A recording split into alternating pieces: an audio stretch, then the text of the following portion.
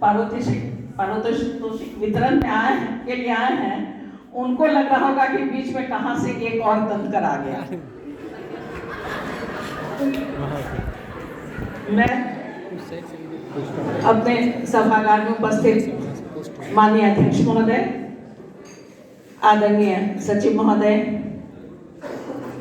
हमारी प्राचार्य पूनम मैम, हमारे AIC के CEO प्रमोद कर्ण जी, संयुक्त सचिव अवधेश जी और सभी शिक्षक शिक्षिका, भावी शिक्षक शिक्षिका, विद्यापीठ परिवार के सभी सदस्य, मैं आप सबों का सादर नमन करती हूँ, क्योंकि शिक्षक शिक्षिका हमेशा पूजनीय होते हैं और जिन्होंने अभी इतनी बड़ी बातें बताई, हमारे पूर्व वक्ता, वो सभी भी गुरुजन की तरह हमें कुछ सिखा गए। तो आप सबों का सादर नमन और हार्दिक अभिनंदन। अभी चूंकि मुझे अंत में मौका मिला, हमारे सचिव महोदय कह रहे थे कि मैं अब क्या बोलूं, सभी पूर्व वक्ता सब कुछ बोल गए, लेकिन जो चंद्रकांत ने कहा, मैं बोलती नहीं हूं, मैं करती हूं। और जितनी बातें हमारे पूर्व वक्ता बोल गए हैं, मैं इसको धरातल पर उतारती हूं। और मैं चाहती हूं कि आप सब जो हमारे भावी शिक्षक शिक्षिका हैं, इन बातों को आत्मसात कर धरातल पर उतारिए।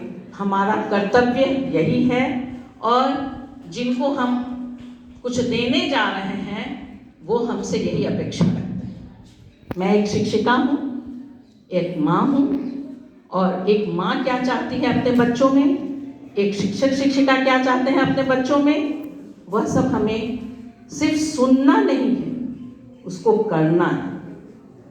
करने की बात जहाँ तक मैं बताऊं, सबसे पहले तो मैं मिताली को धन्यवाद दूंगी, आभार प्रकट करूंगी, और एक तो जिंगल मैं उसके लिए भी कह के जाऊंगी, देखन में छोटन लगे छलांग करे सर्वोच्च।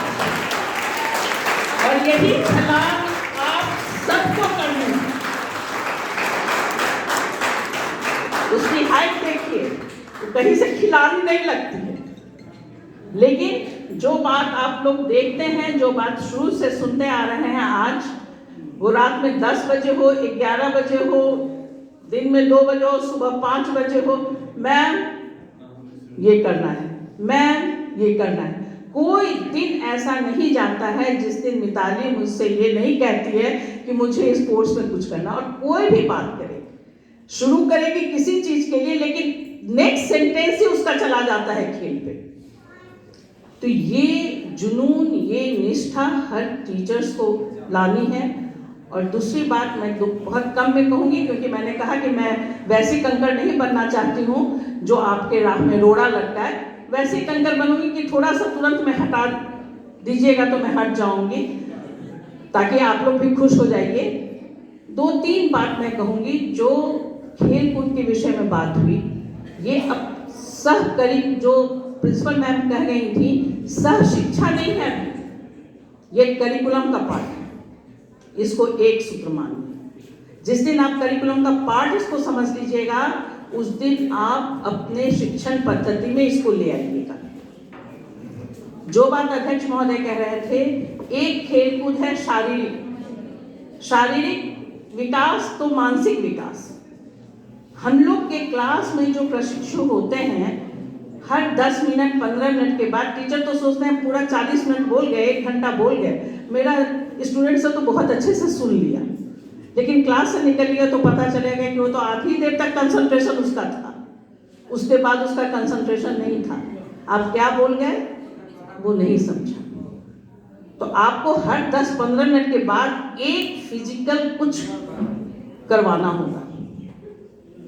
आप उसको खड़े करवा लीजिए, आप उसको हो हा करवा लीजिए, आप उसको फू फा बुलवा लीजिए, कुछ भी करवाइए, लेकिन एक एक्टिविटी फिजिकल या थोड़े से ऊंचे स्वर में बोलने की कुछ उस तरह का करवाइए, ताकि वो फिर से रिटेन कर सके अपने कंसंट्रेशन को। तो ये खेलकूद की महत्ता है क्लास के लिए। मैंने कहा कि मैं धरातल पे काम करती हूँ।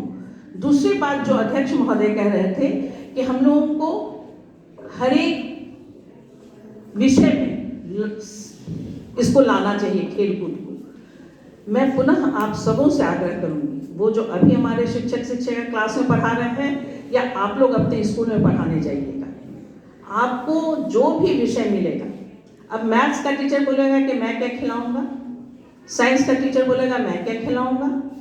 आप जो भी चैप्टर पढ़ाने जा रहे हैं, आपके लेसन प्लानिंग में उसके लिए एक खेल निर्धारित कीजिए, एक बनाइए खेल। अगर नहीं है उस चैप्टर में तो उसको कैसे आप कंसेप्ट को क्लियर कीजिएगा, उसके लिए आप खेल बनाइए। नहीं तो जितनी बातें हो रही थी यूट्यूब में है, बहुत सारे नेट में है, बहुत जगह है, उसको लीजिए।